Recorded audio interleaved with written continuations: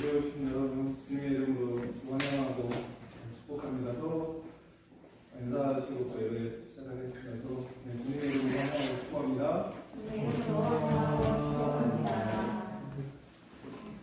우리 주영성을 찬양하시고 환영하겠습니다.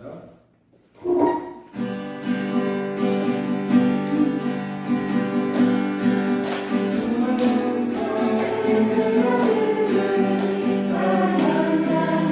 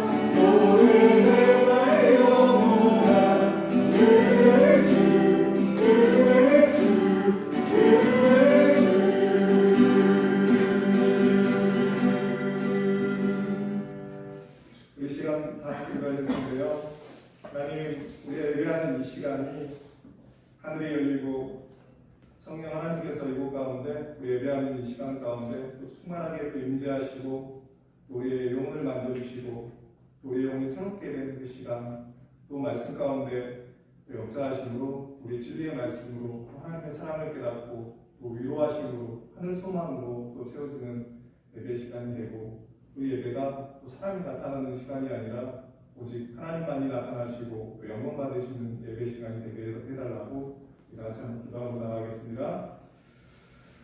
살아계신 아버지 하나님, 아버지 감사합니다. 이 시간 우리가 예배 가운데 하나님 나아갑니다. 하나님 이 시간 우리가 하나님을 구함으로 하나님을 바라보고 나왔습니다.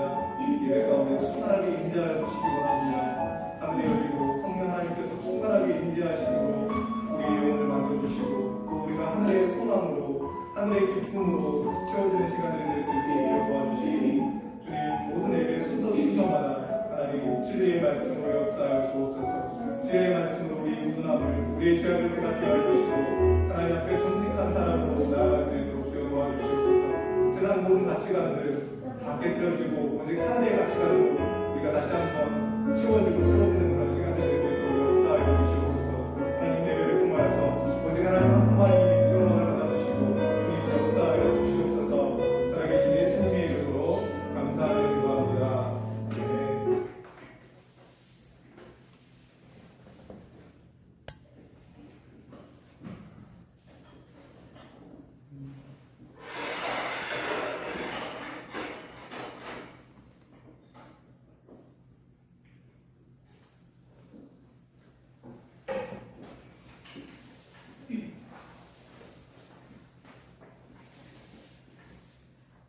우리 다 같이 일어서셔서 예배 가운데 우리 부르시는 하나님의 말씀을 함께 우리 나누도록 하겠습니다. 시편 101편 1절에서 5절 말씀 함께 읽겠습니다.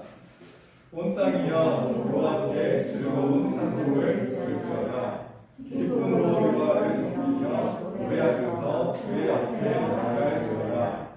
여호와가 우리 하나님이신 줄 우리는 알지어다. 그는 우리의 주이시며 우리는 그의 것이니 그의 섭섭이요 그의 기르시는 아니로다. 감사함으로 그의 은혜에 들어가며 찬송함으로 그의 궁전에 들어가서 그에게 감사하며 그의 이름을 송축할지어다. 여호와는 선하시니 그의 인자하심이 영원하고 그의 성실하심이 대대에 이르리로다. 아멘. 요한복음 4장 말씀 듣겠습니다. 하나님은 영이시니 예배하는 자가 영과 진리로 예배할지니라. 아멘.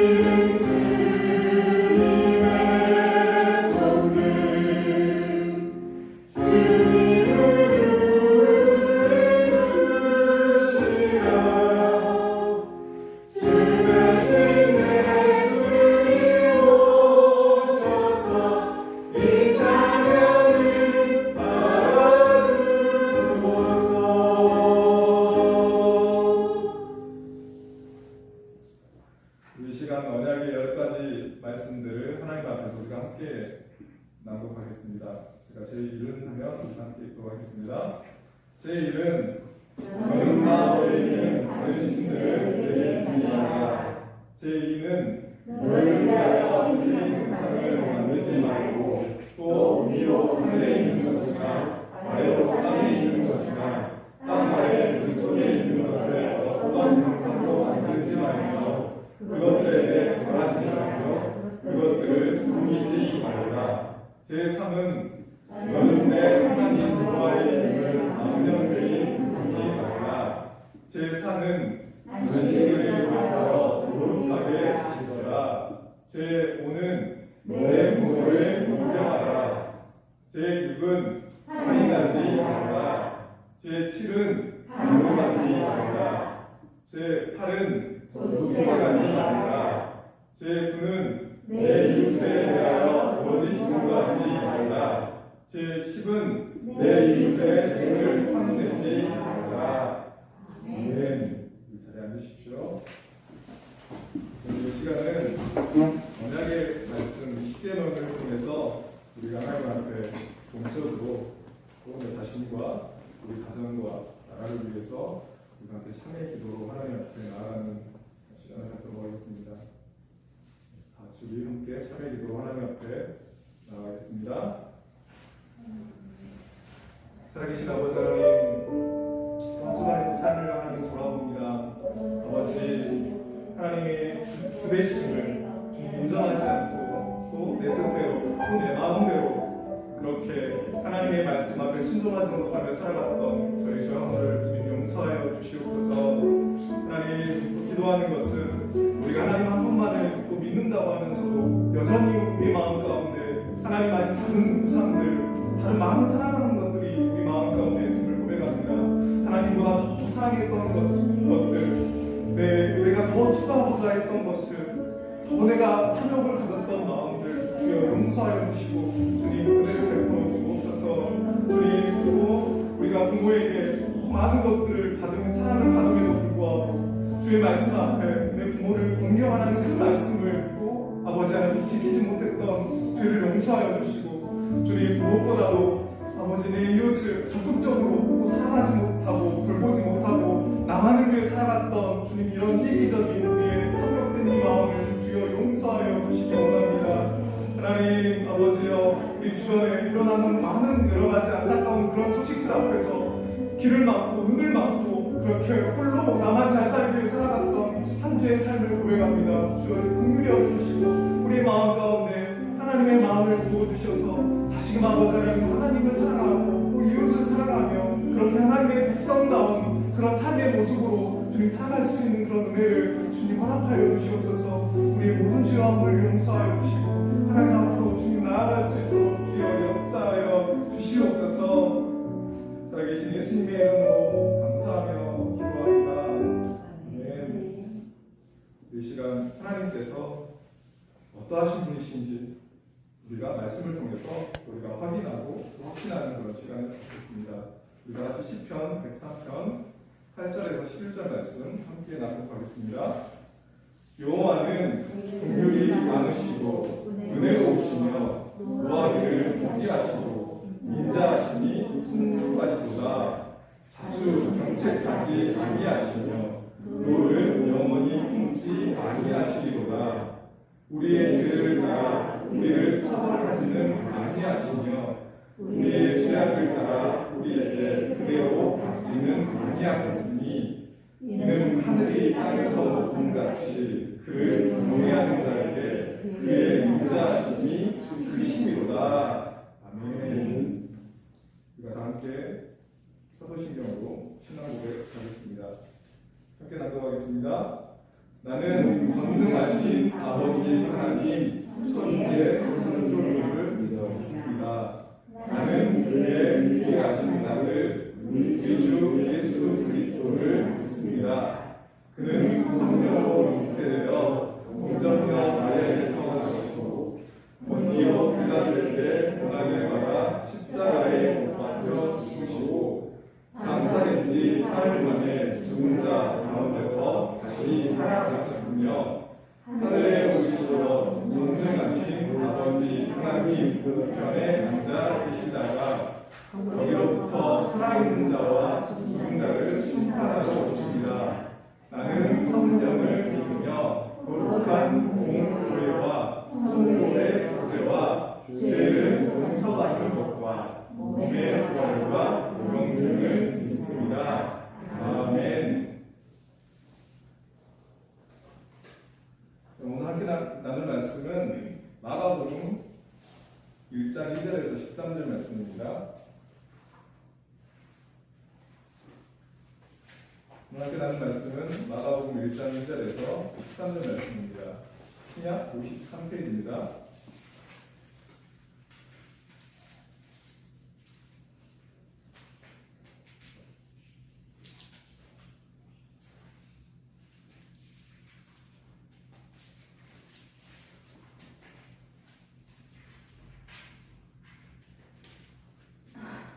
네, 제가 한 절 읽고 여러분 한 절 이렇게 낭독하도록 하겠습니다. 선지자 이사야의 글에 보라, 내가 내 사자를 내 앞에 보내노니 그가 내 길을 준비하리라. 광야에 미치는 자의 소리가 너희는 주의 준비하라. 그의 오시기를 기다리라. 기록된 것과 같이. 세례 요한이 광야에 이르러 죄 사함을 받게 하는 회개의 세례를 전파하니 온 유대인과 제사장 사람이 다 알아. 자기 죄를 자복하고 연단해서 내게 세례를 받아라. 요한은 낙타 털 옷을 입고 허리에 가죽띠를 띠고 메뚜기와 석청을 먹더라. 그가 전파하여 이르되 나보다 능력 많으시니가 내 뒤에 오시나니 나는 구겨 그의 신발끈을 풀리요 하나 생기하노라. 나는 너희에게 물로 세례를 베풀었거니와 그는 너희에게 성령으로 세례를 베푸시리라. 그때 예수께서 갈릴리 나사렛으로부터 와서 요단강에서 요한에게 세례를 하시고 곧 물에서 올라오실새 하늘이 갈라짐과 성령이 비둘기같이 자기에게 내려오심을 보시더니 하늘로부터 소리가 나기를 너는 내 사랑하는 아들이라 내가 너를 기뻐하노라 하시니라. 성령이 곧 예수를 광야로 몰아내신지라.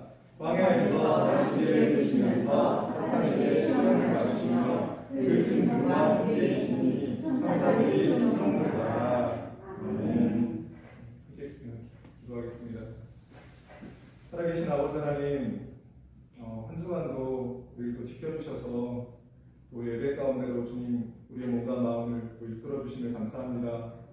코로나로 인해서 교회들이 또 확진자들이 나와서 또 교회가 또 예배를 또 중단하는 그런 일들이 계속해서 일어나고 있고 또 성도들 또한 예배하지 못하는 그런 상황 가운데 있습니다. 하나님, 우리는 이렇게 하나님 앞에 나와 예배하지만 또 예배하고자 하여도 예배하지 못하는 또 교회와 성도들이 있습니다. 하나님께서 그러한 교회와 성도들의 마음을 또 어루만져 주시고 또 위로하여 주시고 또 속히 하나님 앞에 드려지는 그 예배가 또 속 회복될 수 있게 해주셔서 하나님 앞에 성도들이 함께 또 예배하는 그 시간들이 또 속히 회복될 수 있도록 하나님 은혜 내려 주시옵소서. 하나님, 또 기도하는 것은 아직도 우리 세계 가운데 또 전쟁이 또 멈춰지지 않는, 끊어지지 않는 그런 나라들이 있습니다. 또 그러한 일들로 인해서 또 많은 또 여러 나라들이 또 우리나라 또한 그 영향으로 인해서 또 힘겨운 또 시간들을 또 보내고 있습니다. 하나님, 이 전쟁이 속히 인간의 방법과 또 인간의 생각으로 그렇게 멈춰지는 것이 아니라 하나님의 역사하심으로 평화의 복음으로 그렇게 주님 이 전쟁이 끝이 나고 아름답게 마무리되어서 정말 이 땅의 모든 나라와 민족들에게 진정한 평화가 올 수 있도록 하나님 역사하여 주시옵소서. 하나님, 이 시간은 또 승리하신 분이 오셨다라는 말씀으로 제목으로 우리가 말씀 나누고자 합니다. 그 승리하신 분이 진정 누구이신지 말씀을 통해서 올바른 진리의 말씀을 깨닫게 해주시고 이 말씀이 우리에게 힘이 되고 소망이 되는 말씀 될 수 있도록 주님 역사하여 주시옵소서. 주님께서 말씀을 전하는 또 저의 연약한 마음과 입술을 붙드시고 주의 말씀 또 잘 전할 수 있도록 인도하여 주시옵소서. 살아계신 예수님의 이름으로 기도합니다. 아멘.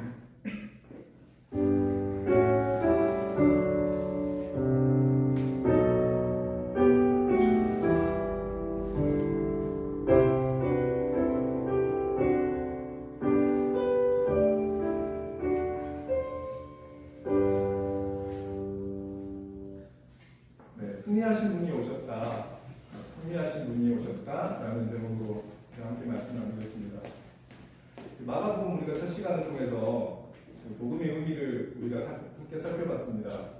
복음은 좋은 소식, 기쁜 소식인데 복음이라는 이 말 앞에는 가로치고 승리라는 개념이 들어가 있다라고 말씀을 나눴습니다. 그래서 마가는 이 마가복음을 승리라는 관점으로 또 죄와 사망의 권세로부터 승리하신 예수 그리스도라는 관점으로 복음서를 기록했습니다. 이렇게 마가가 승리라는 관점으로 복음서를 기록하게 된 이유는 그 당시 그리스도인들이 로마의 박해로 인해서 극심한 고난 가운데 있었기 때문입니다. 고난 가운데 있는 이 로마 성도들은 이 로마라는 큰 세상 권세와 영적 전투를 벌이고 있었습니다. 그리고 현실은 그 큰 세상 권세 앞에서 로마 성도들은 너무나 무력하게 박해받고 도망가고 또 죽음을 맞이하고 있었습니다. 그렇게 로마 성도들의 현실은 실패한 것처럼 보였지만 또 패배한 것처럼 보였지만 결코 그렇지 않다. 예수님께서 죄와 사망의 권세를 이기시고 부활하심으로 승리하셨듯이 로마 성도들도 승리할 것이다. 그리고 이미 승리했다라고 그 기쁨의 소식을 전하고 있는 것입니다. 그리고 이제 오늘 본문은 승리하신 예수 그리스도를 증언하는 세 가지 내용이 기록되어져 있습니다. 첫째는 세례 요한의 증언과, 둘째는 하늘의 증언과, 또 세 번째는 예수님 자신의 증언입니다. 첫 번째로 예수님을 증언하는 승리자가 오셨다는 예수님을 증언하는 세례 요한을 살펴보겠습니다. 2절, 3절 말씀 우리가 함께 읽겠습니다. 선지자 이사야가 이르되 내가 내 사자를 앞에 보내노니 그가 내 길을 준비하리라. 광야에 외치는 자의 소리가 있으리되 너희는 주의 길을 준비하라. 그의 오실 길을 곱게 하라. 기록된 것과 같이 하나님께서는 이 하나님의 구원 역사를 이루어가실 때 은밀하게 아무도 모르게 그렇게 일하시지 않고 선지자를 통해서 미리 말씀해 주시고 또 미리 준비케 하시는 것을 볼 수 있습니다. 하나님께서는 이 구약의 여러 선지자들을 통해서 이미 죄와 사망의 권세를 이기시고 승리하실 구원자 되시는 예수 그리스도를 이 땅 가운데 보내실 것이라는 말씀을 하셨고, 예수님이 오시기 전에 먼저 한 사람이 와서 예수 그리스도의 오실 길을 준비하는 자가 있을 것이고 그 사람은 어떤 사역을 할 것이다 라고까지 말씀해 주셨습니다. 이사야 40장 3절 말씀입니다. 외치는 자의 소리여 이르되 너희는 광야에서 여호와의 길을 얘기하라. 사막에서 우리 하나님의 대로를 평탄케 하라.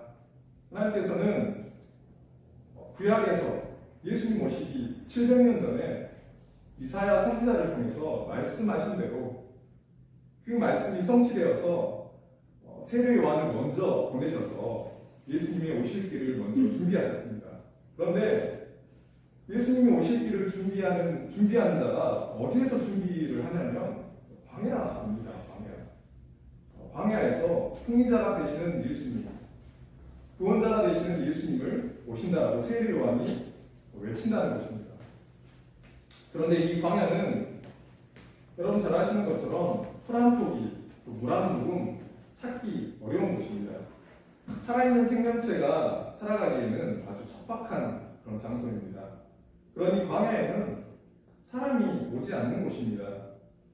사람을 눈 씻고 찾아가도 찾기 어려운 그곳에서 세례 요한은 예수님의 오실 길을 준비하는 것입니다. 사람의 생각으로는 많은 사람들이 주목을 받을 수 있는 그곳에서 예수님을 오실 길을 준비해야지 왜 아무 사람도 없는 그곳에서 광야라는 곳에서 예수님 오실 길을 준비케 하실까라는 그런 생각을 하게 됩니다. 우리는 하나님의 말씀이 아무 곳에서나 또 아무 곳에나 아무에게나 임하는 것은 아니라는 것을 우리는 알 수 있습니다. 누가복음 3장 1절 말씀입니다. 안나스와 다야다가 제사장으로 있을 때 하나님의 말씀이 빈들에서 사라의 아들 요한에게 임한지라. 안나스와 다야다가 이 사람들은 두 사람입니다. 대제사장으로 있을 때 하나님의 말씀이 빈들에 있는 광야에 있는 세례 요한에게 임했다고 말씀합니다. 여러분, 광야라는 이 장소는 구약에서 하나님께서 이스라엘 백성들에게 찾아오시고 만나주시고 말씀해 주시고 또 인도해 주셨던 그런 장소입니다. 출애굽기에서 보면 하나님께서는 모세가 광야에서 양떼를 몰고 있을 때 떨기나무 불 가운데 나타나셨고, 또 출애굽한 이스라엘 백성들이 광야에 있을 때 낮에는 구름 기둥, 또 밤에는 불 기둥으로 지켜주시고 또 인도하시고 또 말씀해 주셨던 곳입니다. 그런데 이렇게 하나님께서 직접적인 그런 모습으로 현현해 주시고 또 말씀해 주셨는데, 이제는 솔로몬 시대에 성전이 지어지고 난 후에는 하나님께서 성전에 임하시고 또 성전을 섬기는 또 제사장들에게 말씀이 임했습니다. 세례 요한의 아버지인 이 사가랴도 제사장이었는데 순서를 따라서 성전을 섬기기 위해서 들어갔다가 세례 요한이 탄생하게 될 것이라고 천사를 통해서 하나님의 말씀을 받는 것을 볼 수 있습니다. 그러나 누가복음 3장 2절에 대제사장 바야바와 만났을 때 광야에 있는 세례 요한에게 하나님의 말씀이 임합니다. 원래는 하나님의 말씀이 어디에 임해야 하냐면 성전에 임해야 하고, 성전에서 하나님을 섬기는 제사장들이 임해야 하는 것이 맞습니다. 그런데 하나님의 말씀이 임하는 곳이 성전이 아닌 광야에서, 그리고 대제사장이 아닌 세례 요한에게 하나님의 말씀이 임하는 것을 봅니다. 이것이 우리에게 무엇을 말하고 있냐면, 그럼 분명히 예수님 당시에 헤롯 성전이 있었습니다. 이 헤롯 성전이라고, 왜 헤롯 성전이라고 불렸냐면,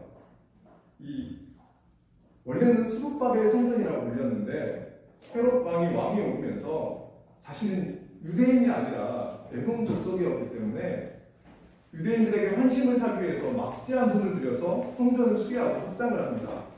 그래서 베드로가 성전을 보면서 감탄을 하면서 예수님께 저 화려하고 웅장한 성전을 보십시오라고 말씀드릴 정도였습니다.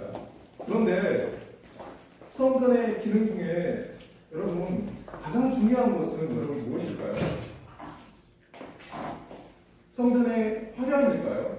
아니면 웅장함일까요? 아니면 사람이 많아야 하는 걸까요? 아니요. 크고 화려함은, 또 사람이 많고 적음은 성전의 중요한 기능이 될 수 없습니다. 성전이 성전으로 불려질 수 있는 이유는 성전에 하나님께서 함께 하시느냐, 그리고 하나님의 말씀이 들려지느냐입니다.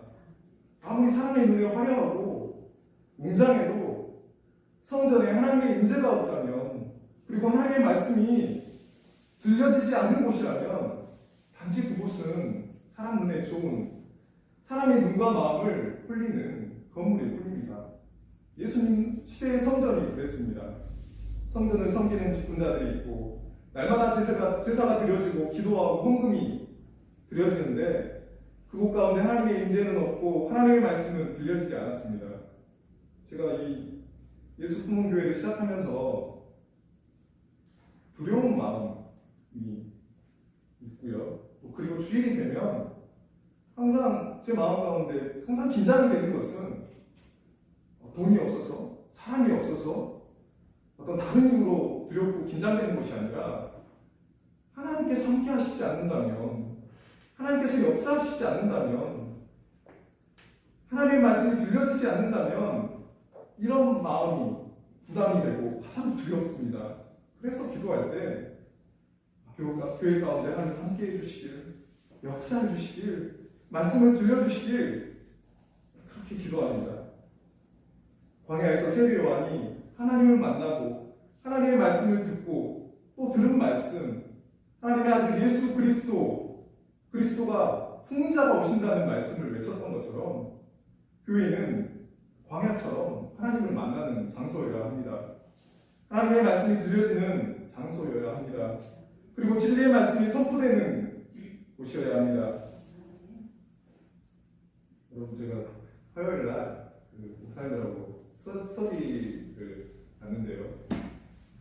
갑자기 그 스터디 하시는 목사님이 중국어를 이제 하고 있는데 머리를 이렇게 팔로 하고 오셨어요. 그래가지고 하신 말씀이 혹시 그거 아냐고 목포에 꽤 큰 교회 담임 목사님이 부목사님 둘을 예배 시간에 앞으로 부르셔가지고 목사가 머리가 이게 팔로 하고 다녀야지 왜 머리를 그 모양으로 하고 다니냐고 이렇게 하셨대요. 그래서 성도들이 그게 우스갯소리인지 아셨나고 막 웃으셨대요. 근데 목사님이 계속해서 막 혼내시니까 이게 진짜 혼내시는 거구나 하고 그런 일이 있었대요. 그래서 그 말 듣고 얼마나 웃었냐면 교회에서 울려 퍼져야 될 그 말씀이 어떻게 보면 웃기는 말이지만 어떻게 보면 되게 안타까운 일이지 않나요? 예배 시간에 예배 끝나고 말씀하실 수도 있잖아요. 근데 예배 시간에 그런 얘기를 하셨다는 걸 듣고 한편으로 계속 너무나 크게 웃었는데 나중에 생각해보니까 조금 씁쓸하더라고요. 여러분, 교회는 교회의 크고 작은 교회 성도의 숫자 또 교회를 섬기는 직분자의 합의 이런 것은 중요하지 않습니다. 교회는 바쁜 일상을 멈추고 하나님을 만나고 하나님의 말씀을 받기 위해서 주일이 되면 정기적으로 찾아가는 곳 바로 광야 같은 그런 교회여야 합니다. 그리고 우리 또한 우리 자신도 마찬가지입니다. 날마다 하나님을 만나는 그런 광야가 필요합니다. 그 장소는 여러분 우리가 이제는 광야로 갈 수는 없습니다. 우리 광야는 다른 데 있는 게 아니라 바로 우리 마음 가운데 있습니다. 하나님을 늘 찾아갈 수 있는 그런 마음들, 그 마음을 광야 같은 곳으로 우리가 하나님 앞에 만나기 위해서 여러분 찾아가시기를 바랍니다. 예수님을 증언하는 이 세례 요한의 역할은 광야에서 외치는 자의 소리로서 주의 길을 준비하고 또 그의 오실 길을 곱게 하는 것입니다. 그의 오실 길을 곱게 한다는 것은 승리자가 지금 오고 있는데 미리 길을 준비한다. 승리자이신 예수님께서 오시기에 좋은 환경을 조성해 놓는다라는 것입니다.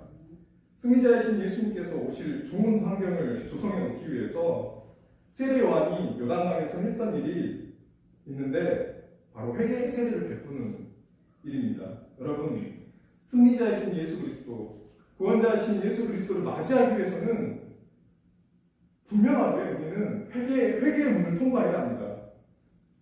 우리 교회 이찬수 목사님은 복음을 받아들인 사람은 첫 관문으로 회개의 문을 거쳐야 한다고 말씀합니다. 회개의 문을 거치지 않고서는 진정한 성도가 될 수 없다라고 말씀하십니다. 그렇다면 세례 요한이 외쳤던, 세례 요한이 베풀었던 이 회개의 세례, 도대체 여러분 이 회개는 무엇을 말하는 걸까요?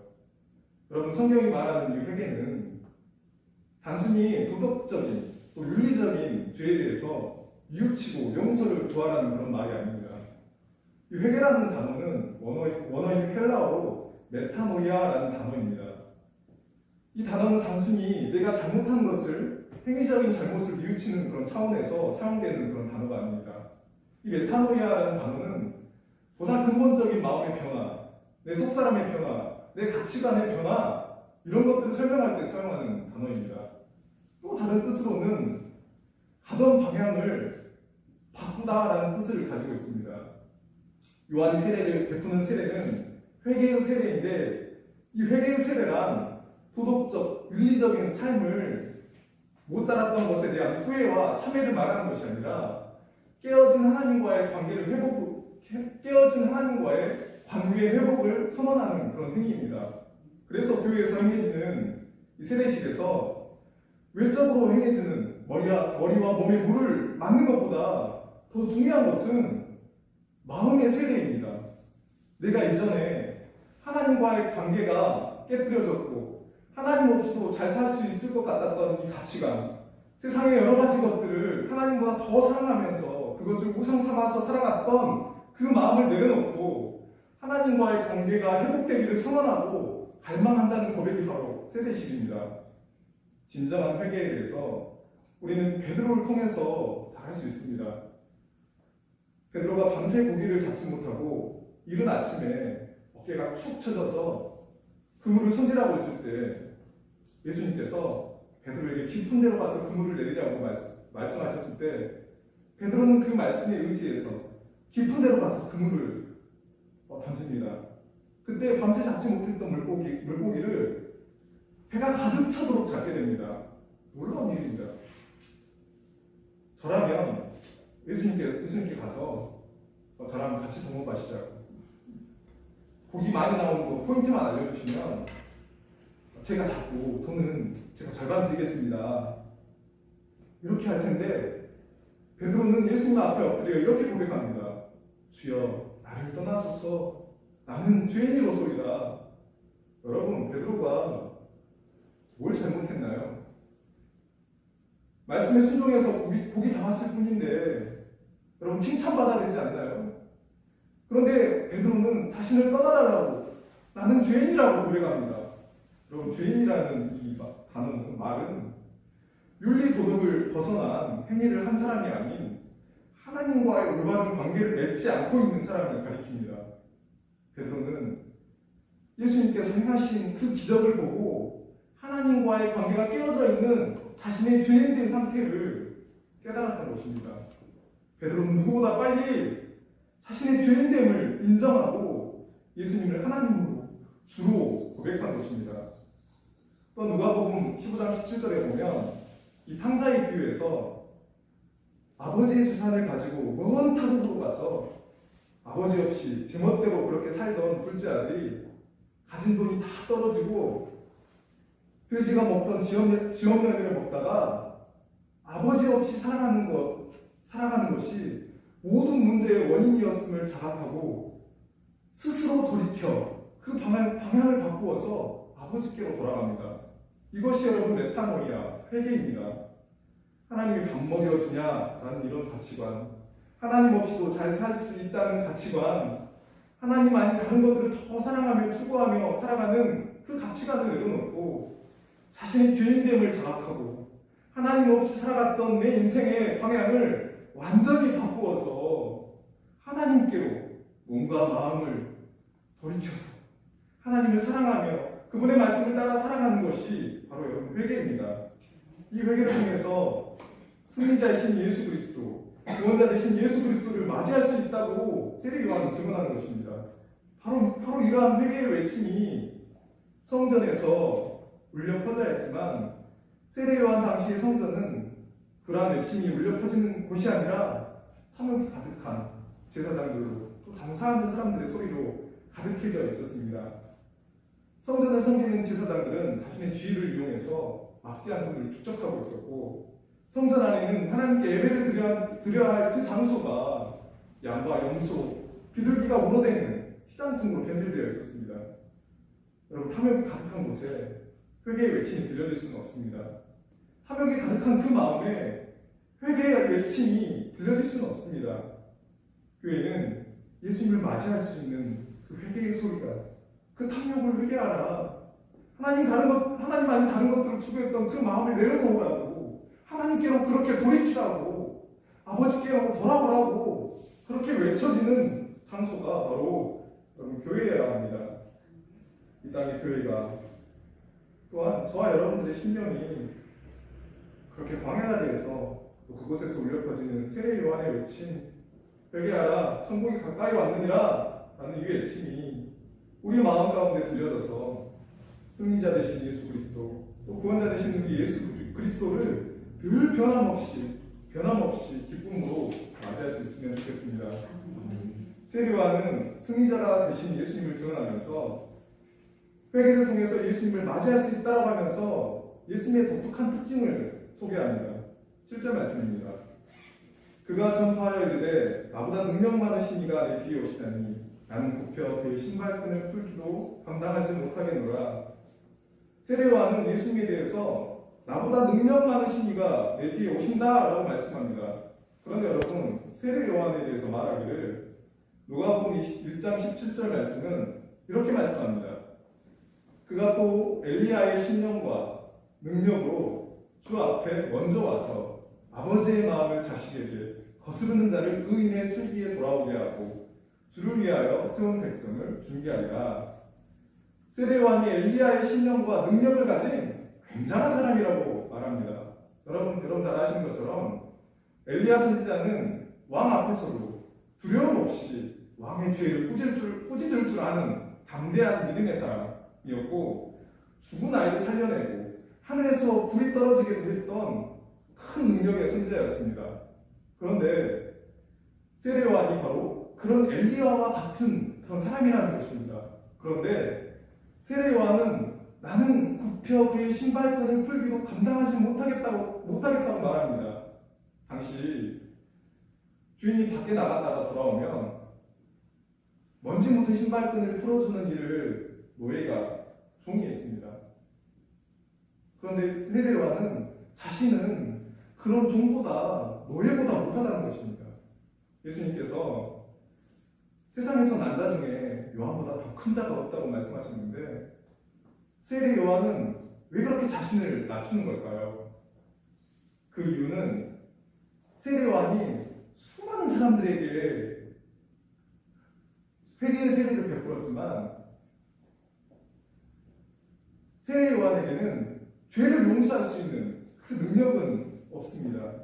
죄를 용서할 수 있는 능력을 가지고 있는 분은 오직 예수님뿐입니다. 세상에 자신이 구원자라고 하는 사람들이 참 많습니다. 그리고 실제로 인간의 능력이라고 할 수 없는 그런 기적을 일으킬 수도 있습니다. 그러나 그 어떤 능력을 행한다 할지라도 죄의 문제, 하나님과 인간 사이를 가로막고 있는 이 죄의 문제는 예수님만이 해결할 수 있습니다. 마가가 다른 복음서보다 분량 면에서 많은 기적 사건을 언급하면서 말하고 싶은 것은 예수님께서 저렇게 큰 능력을 갖고 계시네, 정말 놀라운 분이네, 이것을 말하고자 하는 게 아닙니다.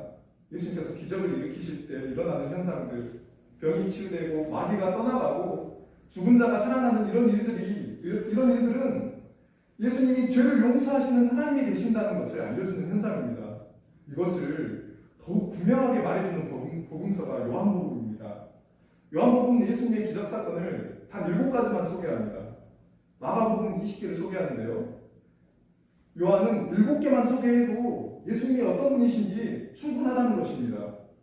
요한이 소개하는 이 기적에 대해서 요한은 기적이라 말하지 않고 사인, 표적이라고 말합니다. 표적이라는 것은 기적을 통해서 예수님이 누구신지를 알려주시는 것입니다. 그래서 성경을 보면 예수님께서 행하신 그 일들을 보고 사람들이 놀랍니다.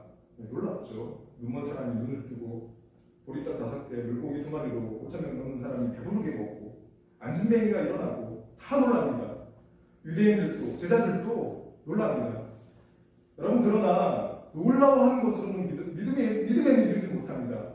누가 믿음에 이르냐면 놀라운 기적 앞에서 예수님이 누구신지를 깨닫고 하나님이라는 것을 마음으로 믿고 입술로 고백하는 사람이 믿음에 이르는 것입니다.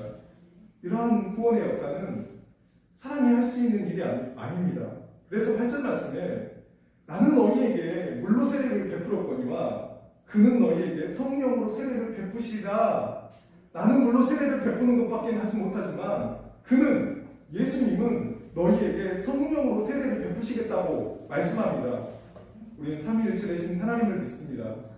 성부 하나님, 성자 예수님, 성령 하나님이십니다. 세 분은 동일하신 하나님이십니다. 그러나 구원의 역사를 이루어 가실 때 성부 하나님은 구원을 계획하시고 성자 예수님은 구원을 실행하시고 성령 하나님은 구원을 이루시는 분이십니다.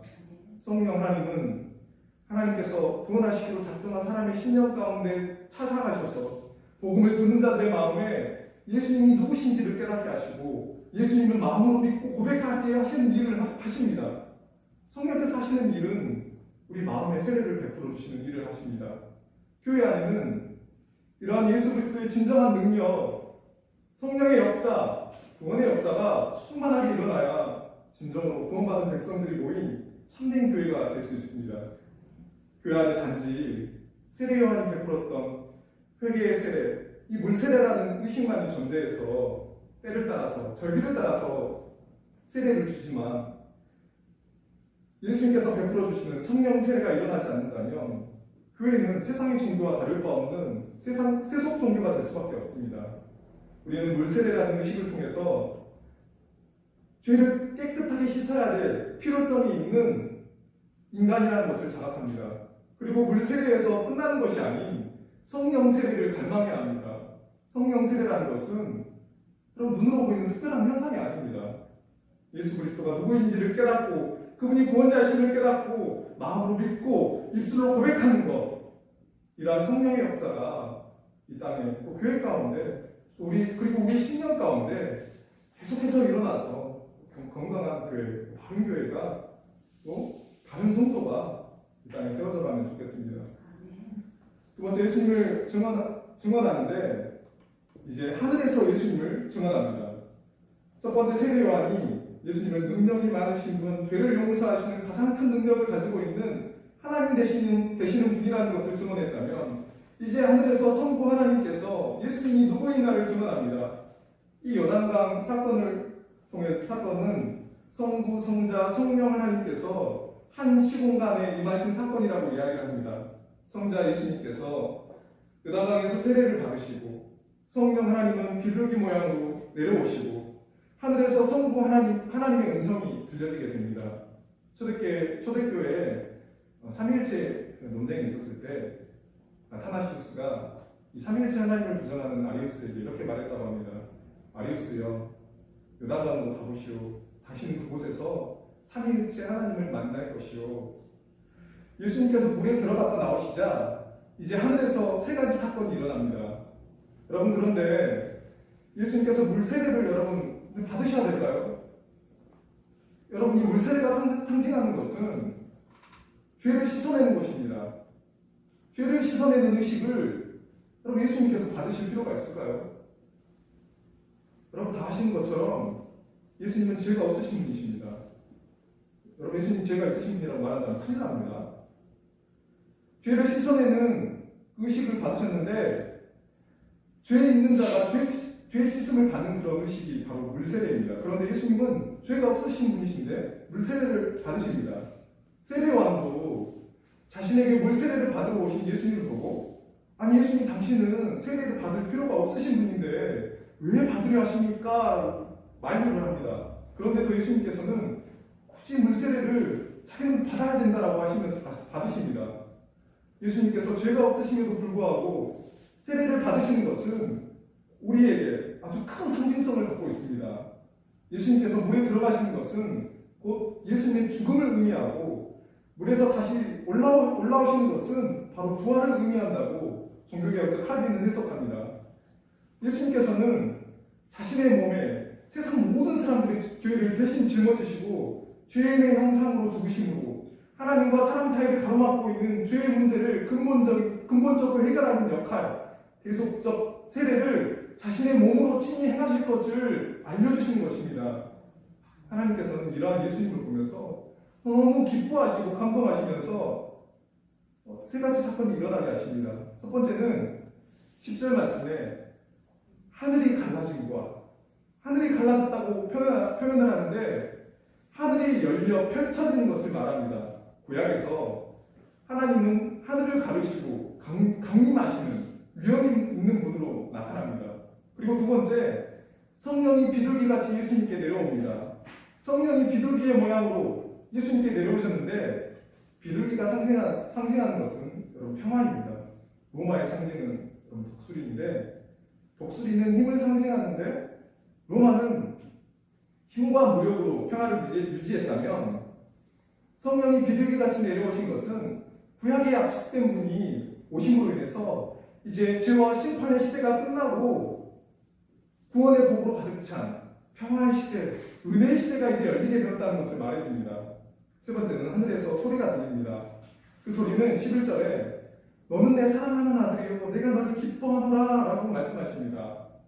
하늘에서 울려 퍼진 이 말씀은 시편 2편 7절 말씀입니다. 내가 여호와의 명령을 전하노라.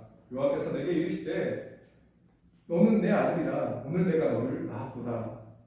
이 시편 2편은 제왕시라고도 불립니다.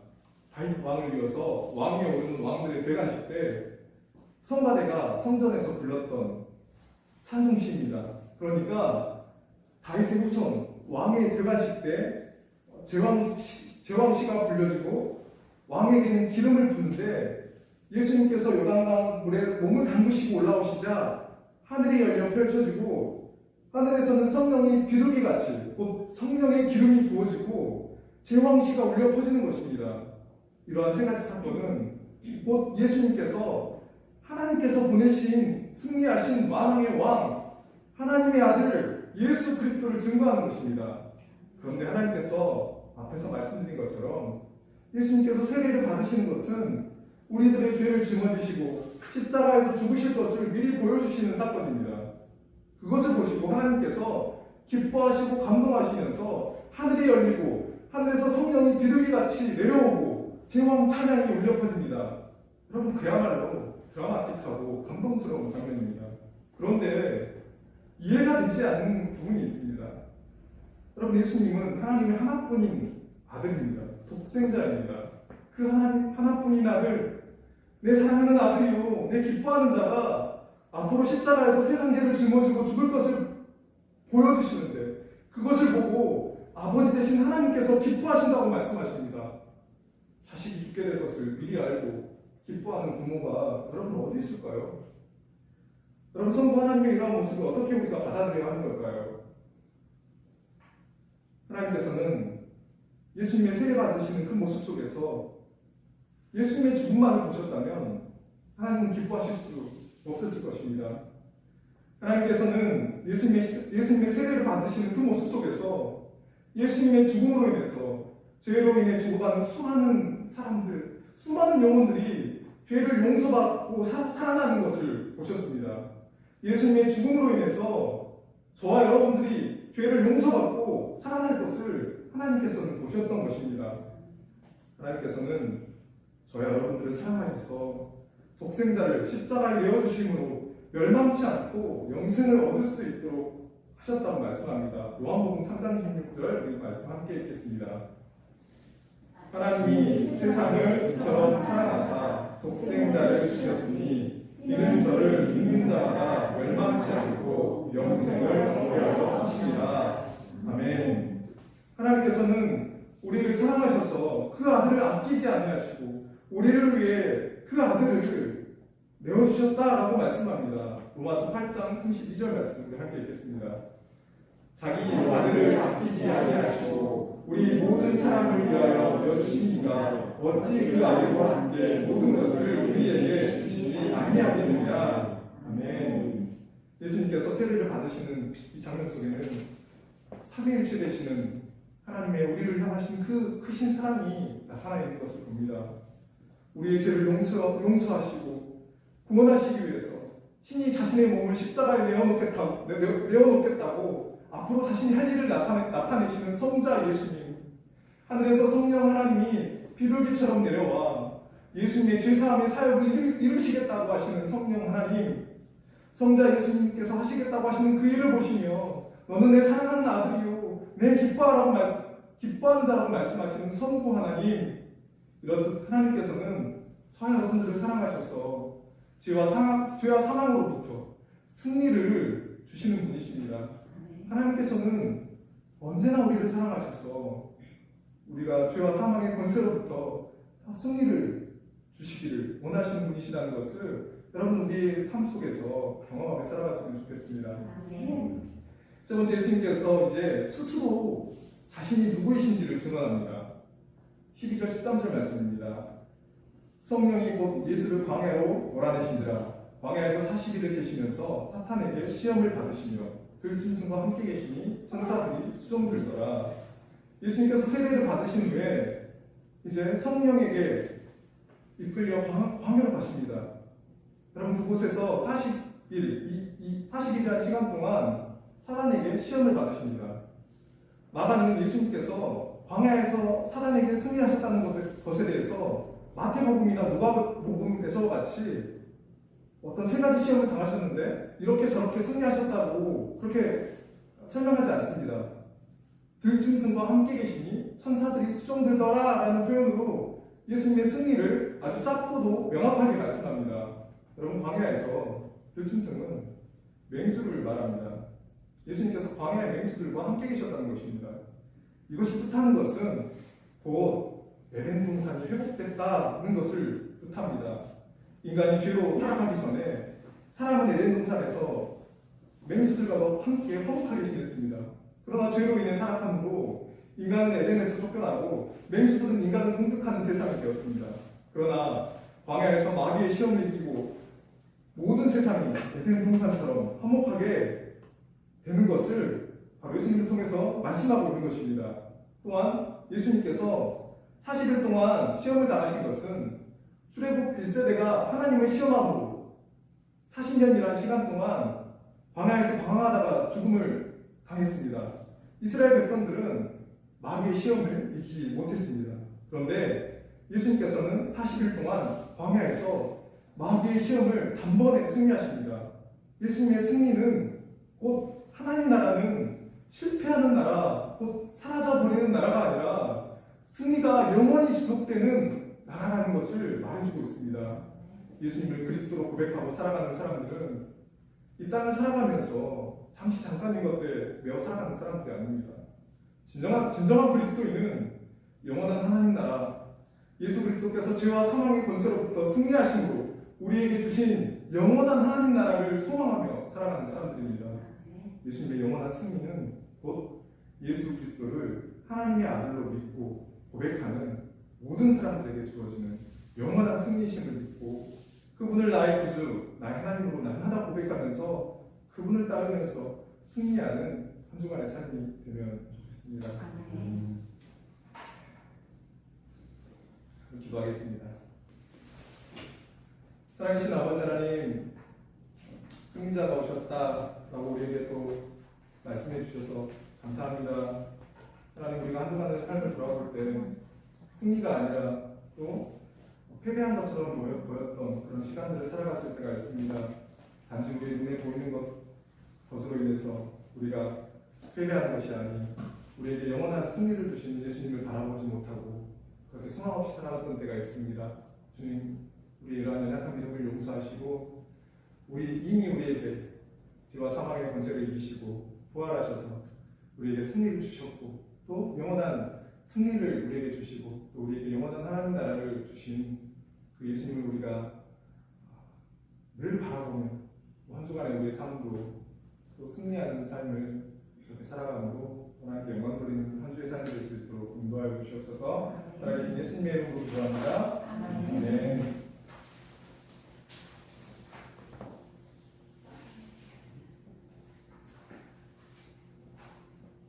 네, 우리 찬송가 304장입니다.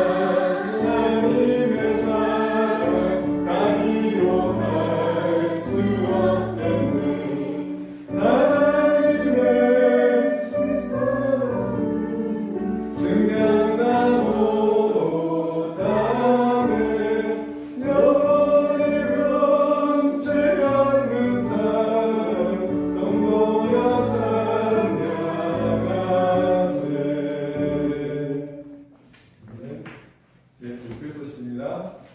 네, 오늘 예수품교회 예배 함께 해주신 그 모든 분들 주님의 이름으로 환영하고 축복합니다. 원래는 오늘은 굉장히 조촐하게 예배를 드릴 줄 알았는데요. 하나님이 하시는 일은 참 놀랍다라는 생각을 또 하게 됩니다. 또 여러분 함께 해주셔서 너무 감사합니다.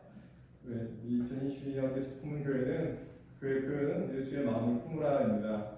예수의 마음을 품고 또 이웃을 품고 또 다음 세대를 품고 세우는 그런 역할을 하는 교회가 됐으면 합니다. 네, 다음 달 둘째 주부터 하늘 품은 교회의 후원으로 두 가정에 매월 식료품을 지원하는 그런 구제 사역을 하려고 합니다. 하나님께서 이를 통해서 또 이 사역이 또 확장되고 또 복음이 전해지는 아름다운 일이 될 수 있도록 여러분 기도 부탁드립니다. 네, 마지막 수요일에는 온라인으로 드리겠습니다. 영상은 톡으로 보내드리겠습니다. 네, 우리 다 같이 일어서서 기도문으로 찬송가